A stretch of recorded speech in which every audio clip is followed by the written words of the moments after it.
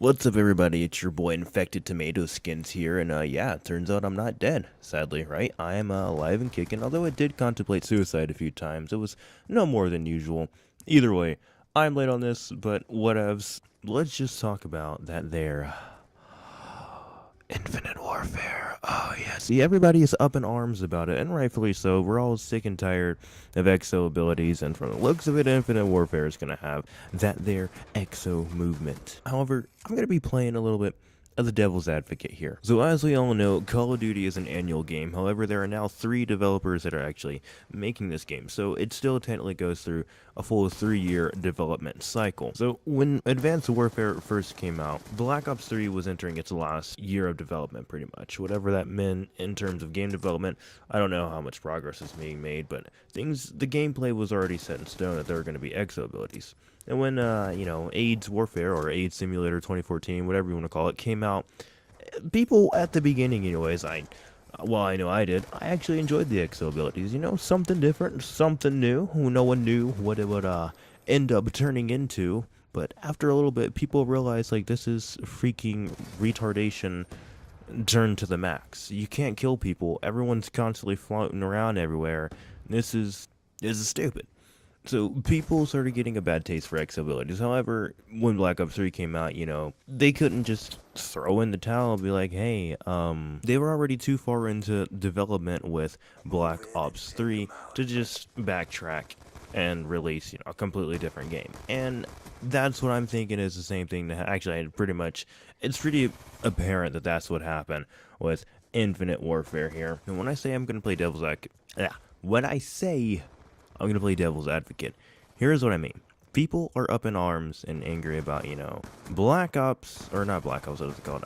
Infinite Warfare bundling CoD4 Remastered as $80, and that's like the only way you can get the game. But here's the thing, I can see where the consumers are coming from, but also you gotta look at it from a business perspective.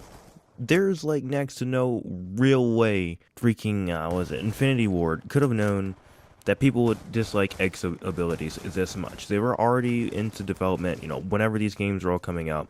They're all borrowing different ideas and whatnot from these EXO abilities and these EXO suits. And by the time Black Ops 3 came out, Infinite Warfare was already well into development, and like it's similar to what happened with Advanced Warfare. It's probably too late to just throw in the towel and go backwards and just make a game from the ground up. So when Infinity Ward did was to sort of, I guess, kind of patch things up as a way to saying, like, yeah, we know no one really wants these EXO abilities, but we gotta turn a profit on all the development costs and whatnot that we put into making this game, so we're still gonna push out the game. However, we're gonna give you CoD4 Remastered. I'm not going to try to justify, the $80 price tag or not selling it independently. The whole thing is that with the game industry as it is now, games are becoming more and more to produce, more and more expensive to produce. And also with the system that Treyarch, or not just Treyarch, but Activision itself has set up to release these Call of Duty games, it's kind of shooting itself in the foot, no pun intended, because you have these games that are made on 3-year development cycles simultaneously. So all 3 games are being developed at the same time. You can't really just look at consumer feedback for each individual game and make changes on it. It creates this sort of a disconnect between the fans and the game and the product that they're going to be getting, where it's like, okay, Black Ops 3 came out, we want a standard, Black Ops 2 or Black Ops 1 type of experience. We're gonna have to wait a full other couple Call of Duty games before we get that.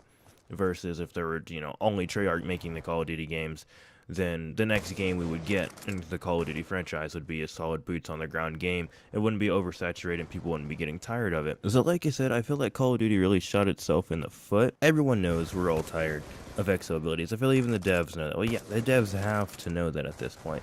But yeah, like I said, I'm late on this video. I've been mentally killing myself for a little bit and kind of depressed, but life. I also feel like I haven't made a single point that anyone else hasn't made already. But I just want an excuse to play some Black Ops 2 and show off the sick gameplays, bro.